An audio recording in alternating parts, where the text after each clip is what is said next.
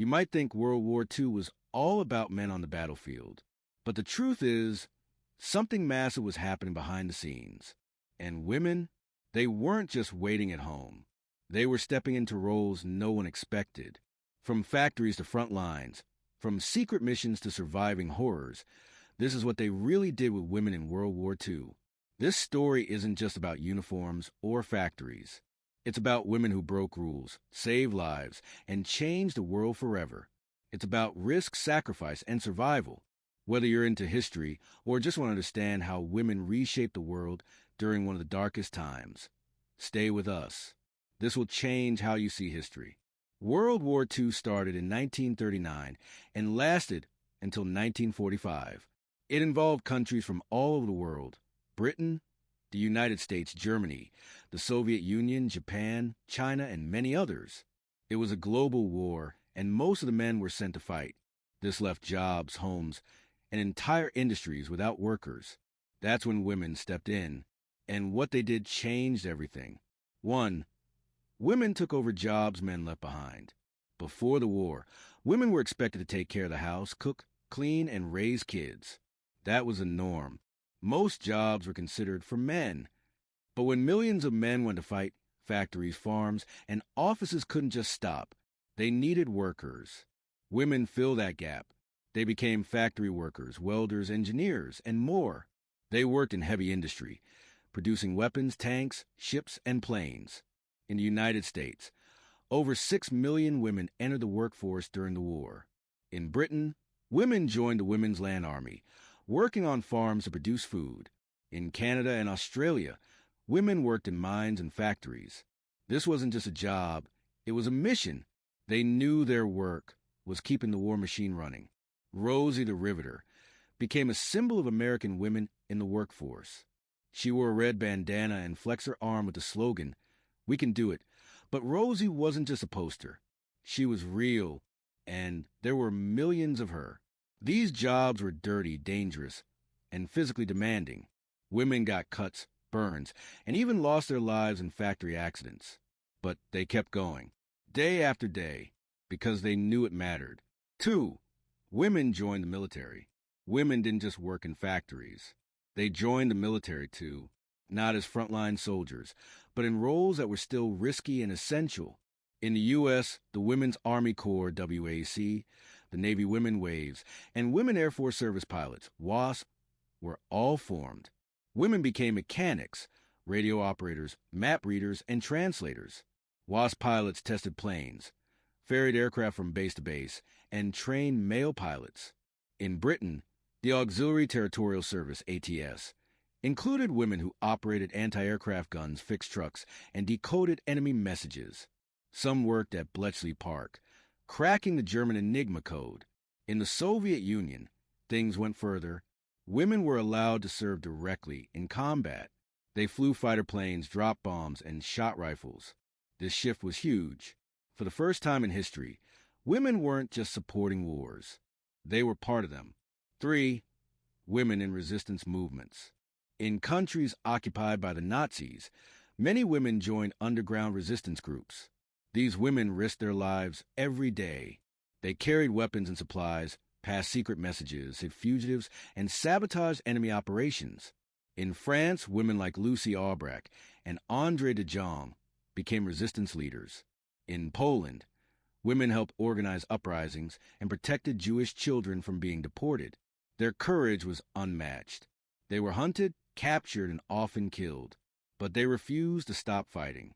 These women weren't trained soldiers. They were mothers, daughters, teachers, students. But when the time came, they stood up and resisted. For women as nurses and medical workers, war brings injury and suffering, and women were on the front lines of care.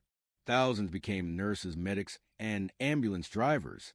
They worked in military hospitals, field tents near the front, and even on ships. Conditions were brutal.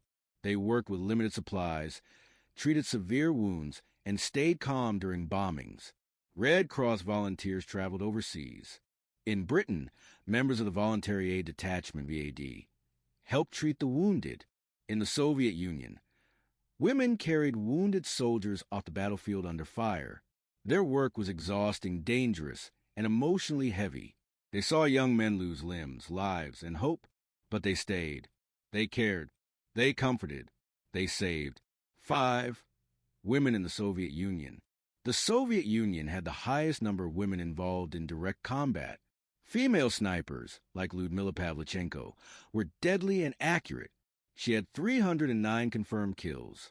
Marina Raskova helped form 3 all-female air units, including the 588th Night Bomber Regiment, the Night Witches. These pilots flew in wooden planes at night, cutting their engines before reaching their targets to stay undetected. German soldiers feared them so much they gave them that nickname.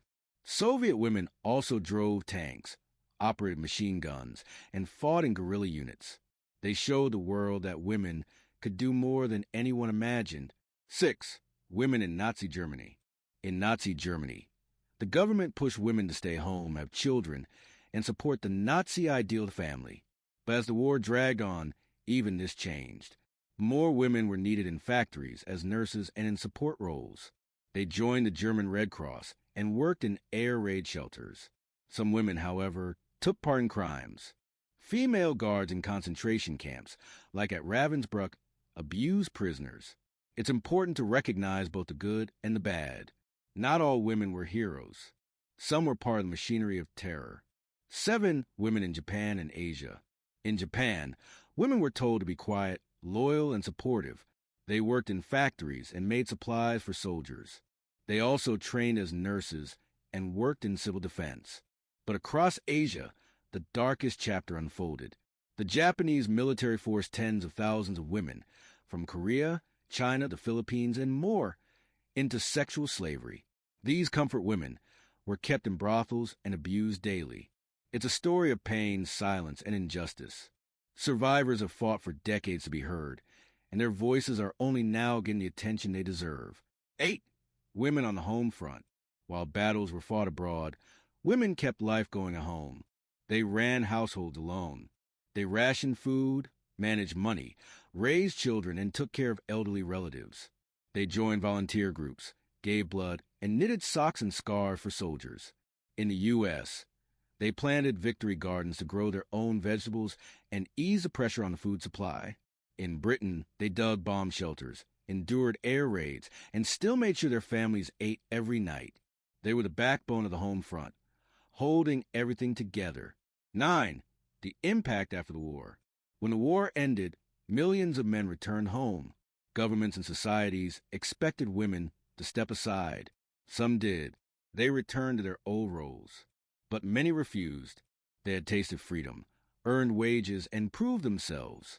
This experience helped spark later movements for women's rights. It showed that women could work, vote, lead, and decide for themselves. In some countries, women gained new rights, including the right to vote or better access to education. The war had opened the door. 10. Women changed the world. World War II didn't just change countries. It changed people. And women were at the heart of it.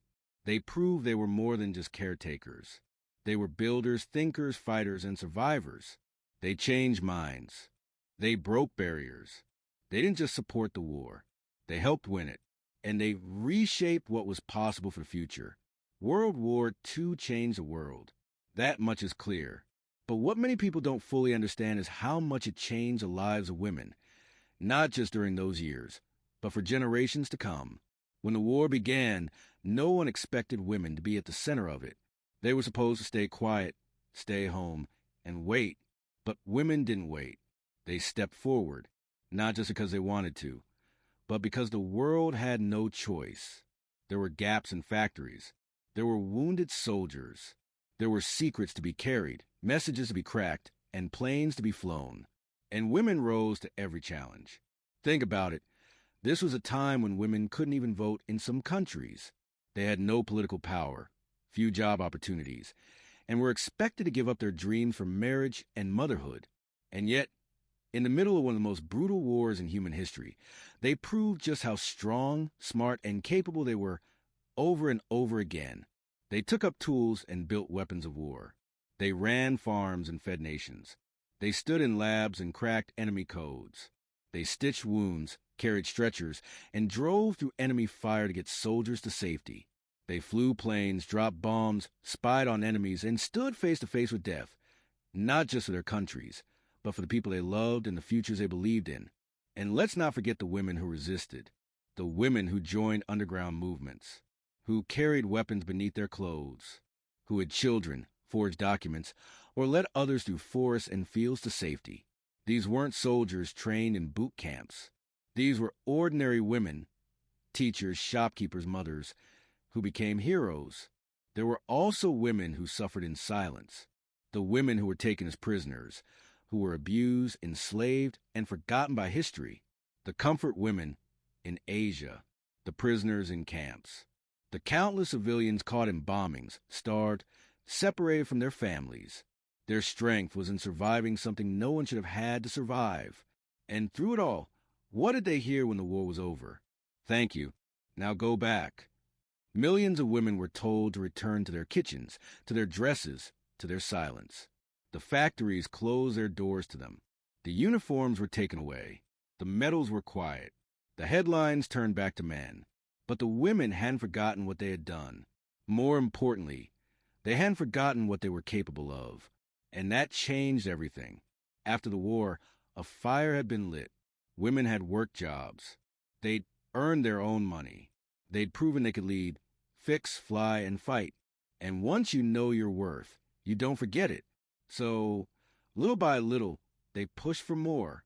The women's rights movements that followed weren't born out of nowhere.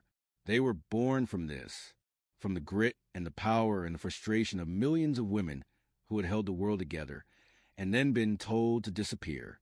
The truth is, without women, World War II might have dragged on longer. More soldiers would have died without nurses. More secrets would have stayed hidden without code breakers. More families would have starved without farmers. More bombs would have fallen without the watchful eyes of women on anti-aircraft guns. Women didn't just support the war.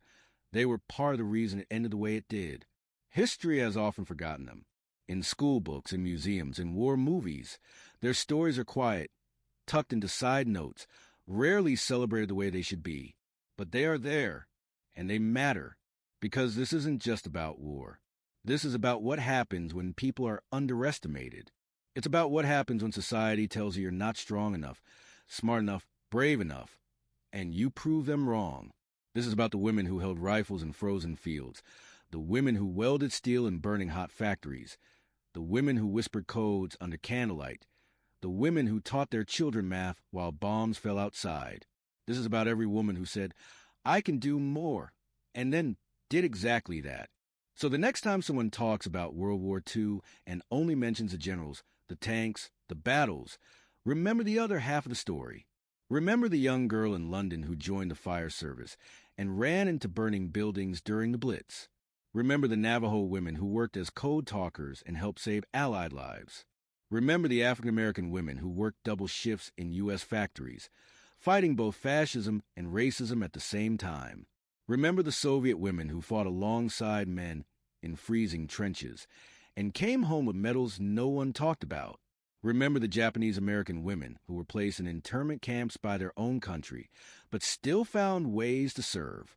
Remember the women who were never named in the history books, but who did their part anyway, quietly, without recognition, without reward. They were mothers, sisters, daughters, wives. But more than that, they were workers, warriors, leaders, and survivors. World War II tested humanity in ways we still struggle to understand. It showed the worst of what we can do, but it also showed the best. And in that story, women played a role so big, so vital, so powerful, it cannot be erased. Their courage wasn't loud, but it was steady. It wasn't always on the front page, but it was everywhere. It was in the hands that built machines, in the eyes that watched for enemies, in the hearts that never gave up. And that courage, it lives on, in every girl who is told she can't, and goes ahead anyway, in every woman who stands up, speaks out, and demands more. The women of World War II didn't just help win a war. They passed down a legacy of strength, of hope, and of never backing down. So here's what we need to remember. War reveals character. And in World War II, women all over the globe revealed exactly who they were. Strong, capable, essential. Let's honor them. Let's tell their stories. Let's make sure their names are remembered, not just on monuments, but in our hearts. Thank you for sticking with us through this powerful journey. If this story moved you, taught you something new, or made you think differently about history, hit that subscribe button. Turn on notifications so you don't miss more real, raw, and inspiring stories from the past. And most of all, share this with someone, because stories like this need to be heard, not just by us, but by the next generation. See you in the next video. And until then, remember, history isn't just about what happened. It's about who made it happen.